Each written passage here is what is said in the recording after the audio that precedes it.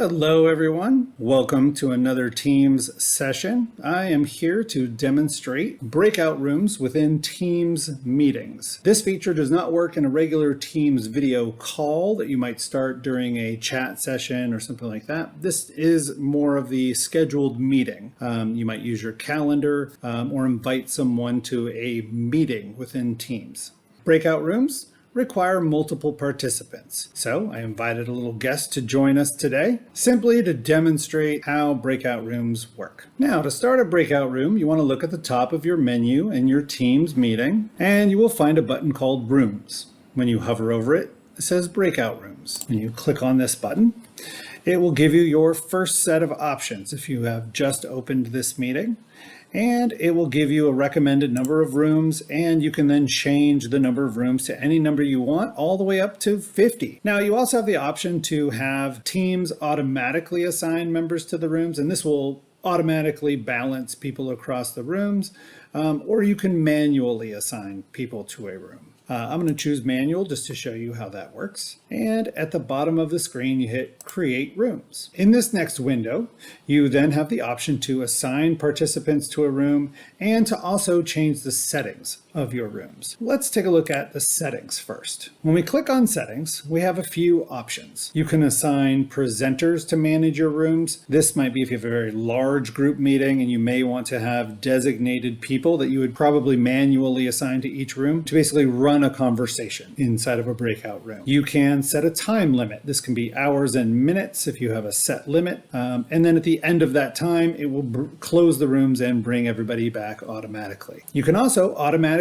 move people to rooms. This comes in handy when you may or may not have people paying attention to their cues when they are assigned to a room. And what this will do is when you open rooms, it will give them a 10 to 15 second grace period. And if they don't join the room themselves, it will automatically move them into their rooms. And then there is the final selection, which is to let people return to the lobby before the time is expired or before you have closed rooms. And this feature, I typically leave this feature off because I may be jumping room to room and I don't want people to leave their breakout room and come back to the lobby without me closing the rooms. When we are happy with the settings, we're going to click Save. We can return to the main menu, and then we are ready to assign participants and open the room. I'm going to click on Assign Participants, and I want to send our guest over to room 1, and I'm going to click Save, and then we are ready to open the rooms. You will see an Open button, and you will see the number of participants in each of the rooms.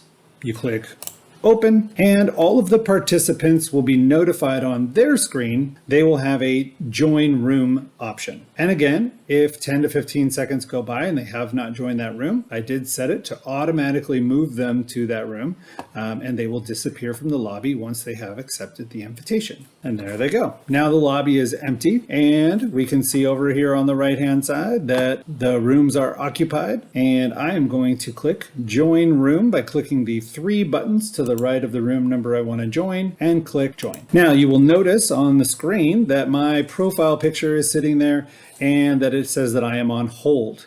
So if anyone does return to the lobby, then they will know that I am in another room and that I'll be right back, and they will know for how long that I've been gone. Now let's pull this breakout room into view. So here we are in the breakout room. Here's our guest, made it to the room, and we can have a discussion. I can see how the conversation is going. Maybe there's multiple participants, or I can have a one-on-one conversation. And then when I am ready to leave, right here, I can click Return, which will take me back to the main lobby. And here we are back in the main lobby. When I am ready to close the rooms, I can use the menu over on the right-hand side, hit Close Rooms, and the participants in their breakout room will be notified that the rooms are closing. Now they're back. Now the automatically moving and automatically closing gives them a 10-second notification to wrap up whatever they were doing and to come back to the room. So here we are back in the main lobby, and we have looked at how to set up breakout rooms, how to assign participants, how to change the settings in a breakout room, and how to open and close breakout rooms. I hope you've enjoyed this session, and I will see you next time.